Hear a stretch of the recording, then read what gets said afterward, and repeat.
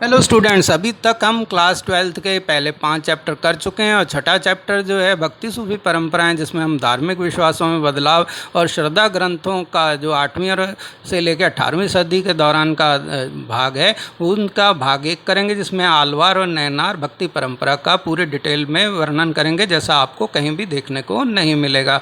तो आलवार जो हैं ये भगवान विष्णु जो नारायण भी कहलाते हैं, उन्हें पेरूमल के रूप में दक्षिण भारत में पूजा की जाती है और इनके अवतारों के प्रति भी पूर्ण भक्ति भाव और श्रद्धा रखी जाती है। ये तमिल कवि और संत थे।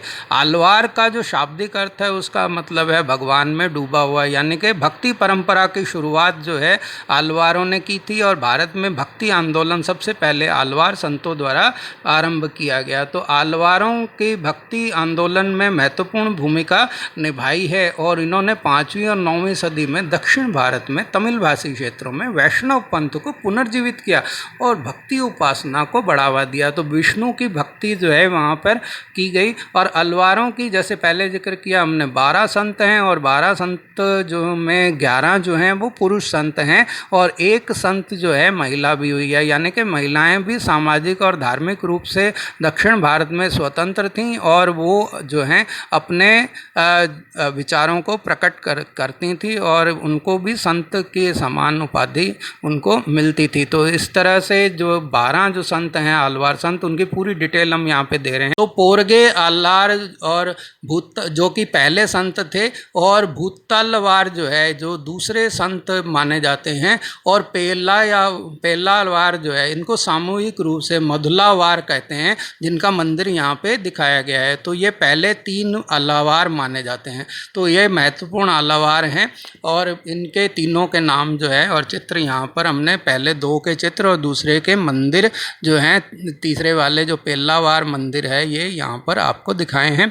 तो इनके अलावा थिरुमगल्लावार जो है ये राज परिवार में जन्मे थे और राजसी जीवन त्याग कर इन्होंने भगवान पेरुमल जो विष्णु थे वहाँ पर उनके भक्तों की सेवा की और तिरुमिश्य अल्लवार जो है भगवान पेरुमल के सखा रूप में आराधना करते थे, यानी कि मित्र के रूप में उनके पूजा करते थे। तांडे थिल्लोपवार को विप्र नारायण भी कहा जाता है। तो विप्र नारायण के रूप में ये मशहूर थे और इस तरह से जो है ये भी एक महत्वपूर्ण जो है वहाँ पे संत हुए हैं।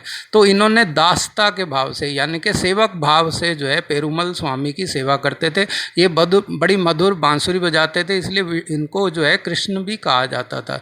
तिरुपल्लोरवार ने अपने भक्ति गीतों की रचना में इनकी पूजा की है। पेरियल्लावार ने भी पेरुमल की स्तुति में मंगल सहस्त्र नाम गाया है। ये मंगल सहस्त्र नाम इनकी जो है रचना है पेल्लावार की। तो ये पेरुमल जो है जिन्हें विष्णु दक्षिण भारत में कहा जाता है, उनके स्तुति गान इसमें किए गए हैं। एकमात्र जो स्त्री संत हुई हैं आलवार, ये आलवार अंडाल, ये पेरियावाल की पुत्री इनको माना जाता है। तो क्योंकि उनका लालन पालन जो है पेरियालवार ने किया था। तो आंडाल ने थिरुपवय की रचना की थी और ये भगवान नारायण को यानी कि पेरुमल को अपना पति मानती थी और जैसे मीरा जो है उनके कृष्ण की पूजा करती थी, उसी भावना से ये विष्णु की पूजा करती थी। तो नामालवार, मधुर कवि आलवार और कुलशेखरावार भी 12 आलवार कवियों में शामिल थे। तो आलावारों ने लगभग 4000 तमिल पदों की रचना की और भगवान विष्णु और उनके 108 दिव्य देशम की प्रशंसा में भक्ति गीत लिखे हैं। तो इस तरह से इनकी रचनाएं जो हैं विष्णु और उनके संबंधित चीज़ों पे ही केंद्रित हैं और दिव्य प्रबंधनम में, जिसका पहला वॉल्यूम का चित्र हमने यहाँ दे रखा है, उनके में संकलित हैं। तो 9वीं और 10वीं शताब्दी के दौरान दार्शनिक संत नाथ मुनि ने इनके पदों का एकत्रित करके दिव्य प्रबंधम के नाम से जो है पुस्तक का संकलन किया। इसके कई सारे वॉल्यूम हैं, जिनमें पहला वॉल्यूम यहाँ चित्र में हमने जैसा बताया दिखा रखा है। आलवारों को तमिलनाडु में महान संत के रूप में सम्मान दिया जाता है और दक्षिण भारत के सभी वैष्णव मंदिरों में दिव्य प्रबंधम पुस्तक में जो भजन लिखे हुए हैं उनको गाया जाता है। तो विष्णु भक्ति के प्रतीक थे।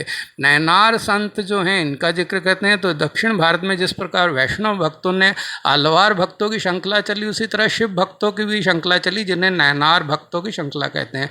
तो आलवार संतों के भक्त भक्ति का दार्शनिक रूप जो है विशिष्ट अद्वैतवाद है, उसी प्रकार नैनार भक्तों का दार्शनिक रूप जो है शिवनिष्ठा है। तो आलवार जो हैं ये विष्णु के उपासक थे और विष्णु के अवतारों और विष्णु की पूजा करते थे पेरुमल के रूप में, और जो नैनार संत हैं ये शिव के प्रति निष्ठा रखते थे।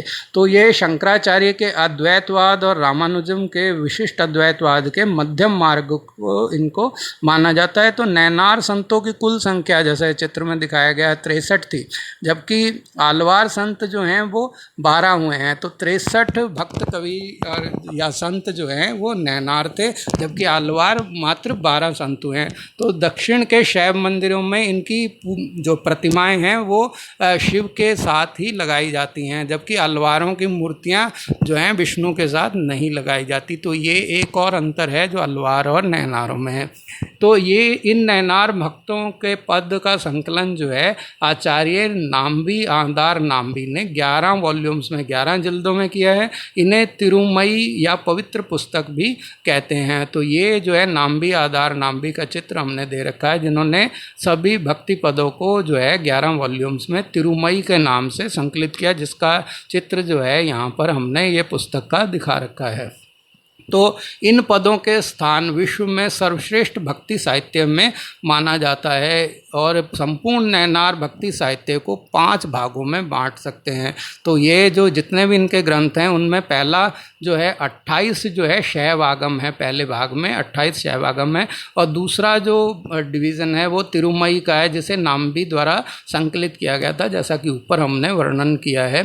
तो ये तिरुमयी जो है दूसरे भाग में आता है। तीसरे भाग में पेरिया पुराणम जो है वो शैव संतों का जीवन परिचय जो दिया गया है, ये पुस्तक यहाँ दे रखी है, वो तीसरे भाग में आते हैं। और चौथे भाग में मैकंदार का शिव ज्ञान बोधम है, तो ये चौथे भाग में आता है। और अंतिम भाग और 5वां भाग जो है वो अरुल नंदी का शिव ज्ञान सिद्धि है। तो ये जो है 5 भागों में इनका नैनार संत साहित्य जो है वो आता है। तो इनमें जो है शैवागम, तिरुमयी, पेरिया पुराणम, मैकदार और अरुल नंदी का शिव ज्ञान सिद्धि, कुल 5 भाग जो हैं इसमें हैं।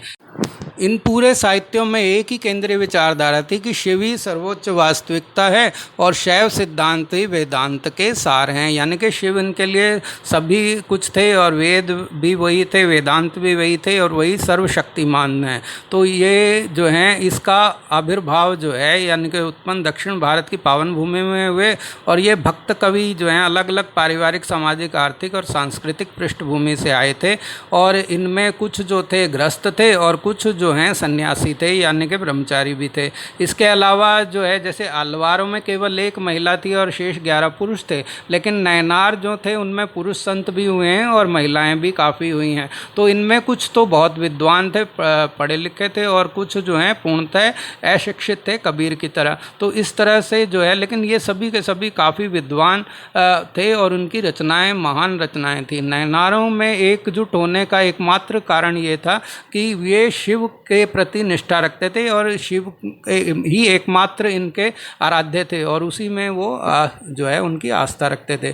तो शिव की ही उनकी सृष्टि के नियता मानते थे और चेतना के सागर हैं और पूरे ब्रह्मांड में व्याप्त हैं, वही अनादि सत्य हैं। तो उनके भक्तों की मान्यता है कि शिव ही सर्वोच्च वास्तविकता है, वही जगत के नियता हैं, जैसे पहले कहा गया है। वह शाश्वत हैं और अपरिवर्तनशील हैं, आकार रहित हैं, वे सर्वशक्तिमान, सर्वव्यापी, सर्वज्ञ, अशून्य, स्वाधीन, स्वतंत्र, दोष रहित, सर्वदा शुद्ध, संपूर्ण हैं और वह समय और काल के बंधनों से मुक्त हैं। वे अत्यधिक कृपालु और असीम प्रज्ञावान हैं। वे सदैव कल्याणकारी और सर्वज्ञाता हैं। उन्हें संपूर्ण कृपा की कोई सीमा नहीं है, उनकी दृष्टि में सभी जीव और प्राणियों पर है। तो नैनार भक्तों के अनुसार ईश्वर के 5 काम हैं। पहला काम है सृजन का, दूसरा संरक्षण का, तीसरा संहार का और चौथा अवगुठन का और 5वां अनुग्रह का। तो ये पांचों के लिए जो हैं ईश्वर के पास 5 शक्तियां हैं और वो 5 शक्तियां हैं सृजन के लिए ब्रह्मा, संरक्षण के लिए विष्णु और शिव के जो अवतार हैं, शिव का ही एक नाम है रुद्र, वो संहार के लिए, और अवगुठन के लिए महेश्वर, ये भी शिव का ही नाम है, और अनुग्रह के लिए सदाशिव। तो इस तरह से शिव के 3 भाग जो हैं उन्होंने करे 3 अलग अलग कार्यों के लिए। तो शिव जो है शक्ति जो है वो शिव की ऊर्जा है और उन्हीं उन्हीं का ही एक भाग है, उन्हीं का एक अंग है। जैसे उन्होंने एक उदाहरण दिया कि जैसे मिट्टी के घड़े के निर्माण के लिए 3 साधन होते हैं। पहला कुम्हार है, कुम्हार जो उसे बनाता है, डंडा जिससे वो पहिए को घुमाता है, और एक चक्र यानी कि पहिया। तो ये तीनों जो हैं 3 साधन हैं। तो ये सहायक साधन होते हैं। और मिट्टी जो है वो भौतिक साधन है, क्योंकि मिट्टी के बगैर घड़ा नहीं बनाया जा सकता। तो इस सृष्टि के लिए शिव के साथ जो है शक्ति जो है वो सहायक साधन है, यानी कि शक्ति उनको निर्माण करने में और विश्व को चलाने में सहायता करती है। और माया जो है, माया से उन्होंने संसार की रचना की है, वो इसका भौतिक साधन है। जैसे मिट्टी घड़े के लिए भौतिक साधन है, ऐसे ही माया जो है वो सृष्टि की रचना के लिए भौतिक साधन है। तो इस तरह से उन्होंने बड़े ही सरल तरीके से जो है इसको समझाने की कोशिश की। तो शक्ति जो है वो चेतना है और शिव का ही एक प्रतिबिंब है। तो ये शिव ही मानव कल्याण के लिए शक्ति का रूप धारण करते हैं, यानी कि शिव और शक्ति में कोई अंतर नहीं है। तो पृथ्वी के जड़ और प्रकृति और चेतन जीव में शिव का निवास है, और आत्मा भी शिव के समान अनादि, अनंत और चेतन है। तो ये सारी फिलॉसफी जो है नयनारों की थी, जो शिव से जुड़ी हुई थी। तो सांसारिक बंधनों में पड़ जाने के कारण आत्मा स्वयं को क्षणिक, नश्वर और अज्ञानी मानती है, और इस बंधन से छुटकारा पाना बहुत आवश्यक है। इसके लिए आवश्यक है कि जीव अपने पूर्व कर्मों से मुक्त हो और जड़ की अधीनता से बाहर निकले। और मुक्ति की साधना के लिए शैव मत में वेद पद्धति का निर्धारण किया गया है। इसमें गुरु को आवश्यक बताया गया है, और इन सब के लिए जो है शिव की कृपा जो है वो अभिष्ट है, यानी कि गुरु जो है शिष्य परंपरा को ये निर्धारित करते हैं। और जो विहित पद्धति है मुक्ति की साधना के लिए, और शिव की आराधना जरूरी है, लेकिन गुरु के बगैर वो संभव नहीं है। तो उन्होंने शिव की कृपा पाने के लिए जो है उनकी आराधना करने के लिए गुरु की आवश्यकता पर जोर दिया। तो जितने भी ये शैवाचार्य यानी कि शिव के जो संत हैं, शिव की आराधना करने वाले, उनके पदों का संकलन जो है तेवरम के नाम से किया गया है। तो ज्ञान, समंदार, अपार और सुंदरार जो है इन 63 भक्त कवियों में जो है प्रमुख संत माने जाते हैं, और कुल 7000 पद इनके इन संकलनों में हैं। तो ज्ञान समादार जो है ये अलौकिक दिव्य गुणों से परिपूर्ण थे, और 3 वर्ष की आयु में ही इन्होंने अपनी वाणी से शिव स्तुति गानी शुरू कर दी थी।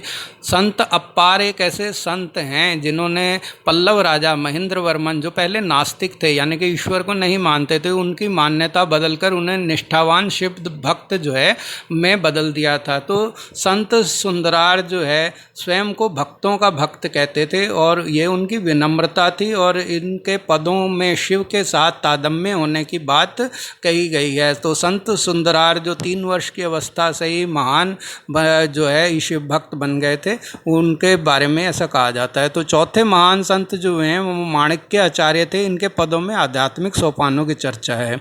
तो संत तिरुमलार के ने लगभग 3000 पद जो है 10वीं तिरुमलई में संकलित किए। कुल 11 तिरुमलई हैं, उनमें 10वीं जो है तिरुमलई में इनके संत तिरुमलार के पद हैं। तो ऐसा माना जाता है कि सभी नयनार संतों से ये पहले हुए थे, यानी कि पहले संत थे, और महान रहस्यवादी संत थे, और आध्यात्मिक सुधारक और प्रवर्तक थे। रहस्यवादी होते हुए भी इनकी भाषा में सहजता थी।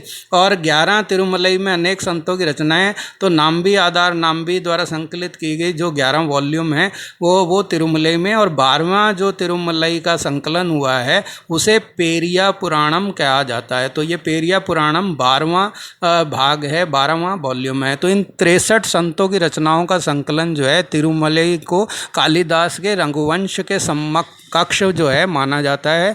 तो आलवार और नयनार संतों में कोई सैद्धांतिक मतभेद नहीं था, सिवाय इसके कि वो एक शिव के उपासक थे और दूसरे विष्णु के। तो कुछ विद्वानों ने दोनों संप्रदायों को पिता पुत्र जैसा संबंध माना है। इनमें पिता को अशिक्षित और पुत्र को जो है पारंगत विद्वान माना जाता है। कहा जाता है कि भक्ति की प्रवृत्ति द्रविड़ों में प्रचुर मात्रा में थी, और भक्ति के बीज किसी पंडित दार्शनिक के चिंतन से नहीं बल्कि ग्रामीण जनता के हृदय में थे। और ग्राम देवताओं के पूजन में चिंतन कम और भावना अधिक होती थी, और भावना प्रधान भक्ति थी। कुछ इसी प्रकार की भावना की आवश्यकता संतों की वाणी को समझने के लिए चाहिए। और इन संत समूहों को पूरे दर्शन का आधार तर्क जो है श्रद्धा, विश्वास और निष्ठा है, और यही भारतीय संस्कृति का मूल मंत्र है।